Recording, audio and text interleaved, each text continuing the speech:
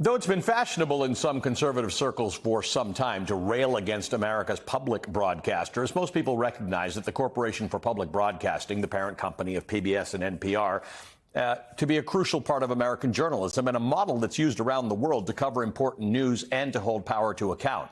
Last week, in a move straight out of Project 2025, Trump signed an executive order instructing the Corporation for Public Broadcasting to stop funding two of its biggest media outlets, PBS and NPR.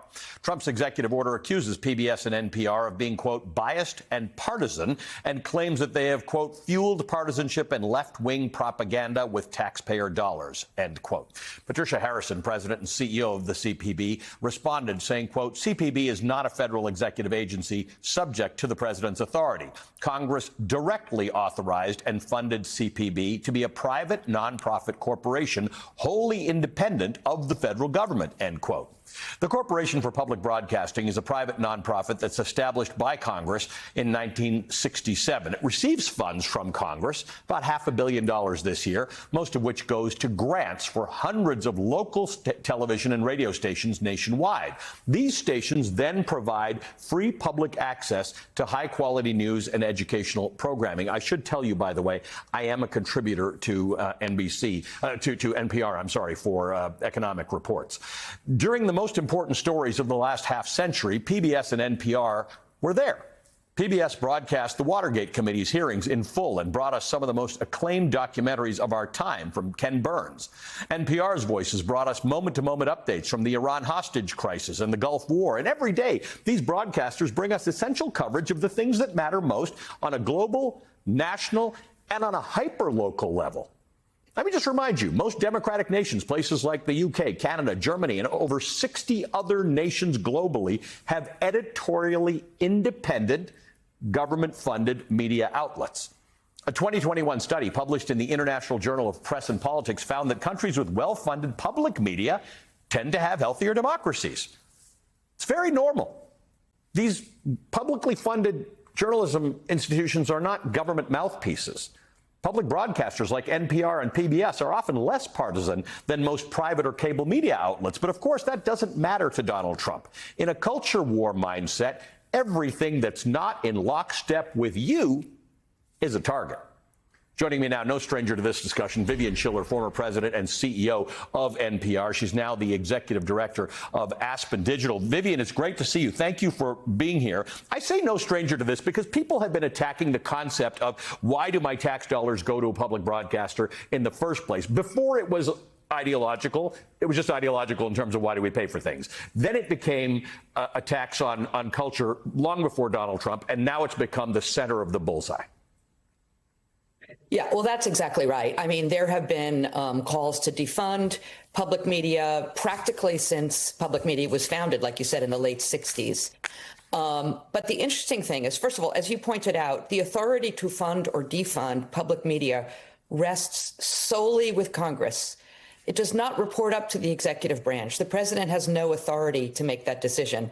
His EO is really empty in terms of the fact that he just doesn't have that right. It is Congress.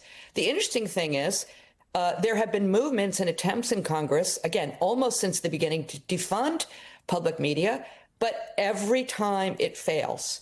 And I think the reason that it fails is because the actual members of Congress are hearing from their constituents how much they value public television and public radio. This is particularly true in red states and in small communities, because there may not be any other sources of local news. There may not be any free over-the-air programming, and they value it, not to mention the essential emergency services that these public media stations provide. Every time there's been an attempt, it has failed. Sorry. No, I'm sorry for interrupting. Why is there this sense that it's either a government mouthpiece, and let's just clear that up, because I think people associate that sort of stuff all over the world, or that it's weirdly partisan and left-wing? Where does that come from, and what has your answer been to people who say that? Well, why do people attack it for being First of all, people attack it for being too right wing. People attack it for being too left wing. This is just part of the culture wars that we're in right now. There is, as we know, as you have well reported and many others have, people have separated or divided into camps. And they only, many people, unfortunately, only want to listen or read media that agrees with the point of view they already came in with. So if you are someone that has a specific point of view that say everything Trump is doing is right and legal, you may not like challenges to that, whether it's coming from your show, Ali, or whether it's coming from NPR, or whether it's coming from PBS NewsHour. So this is just, unfortunately, part and parcel of the times that we live in. There may be an argument to be made by people who say, I don't have beef with NPR or PBS, but I don't consume it. I get my news elsewhere. So why should my tax dollars be supporting it? What's the answer to that? Well, that's with Congress. I think it's perfectly reasonable for somebody to feel that way. And yet, in vast numbers, poll after poll, people think that it's worth it. It's a de minimis amount of funding compared to so many other things that people that taxes are funding in this country right now. And over again, every time there has been a challenge, they have called up their representatives because, again, Congress is the only entity that has the authority to fund or defund. And they have said, this is worth it to me. And this is in blue states and this is in red states. The value is educational programming on PBS, free over-the-air local news on NPR. Not every community has that.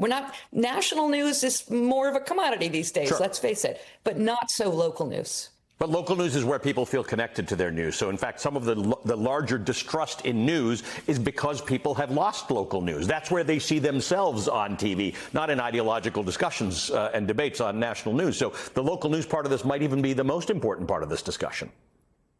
I think it absolutely is the most important part of this discussion. And over the last 15 to 20 years, local news has been decimated for a variety of reasons. That's the subject for another segment on another day. But the fact is, you are right. Study after study shows that communities that have strong local news have more, citizens are more civically engaged. They vote at higher levels, and there is more community cohesion. This is absolutely been proven time and time again, which is why local news is so important, both from public radio and also from other local news entities that are springing up all over the country. Vivian, you're right that the conversation about local news being decimated is a separate conversation. So if you don't mind, I'm going to invite you right now to come back and have that conversation with me, because I think it's really crucial. We have to think about that. Vivian, great to see you. Vivian Schiller is a former president and CEO of NPR.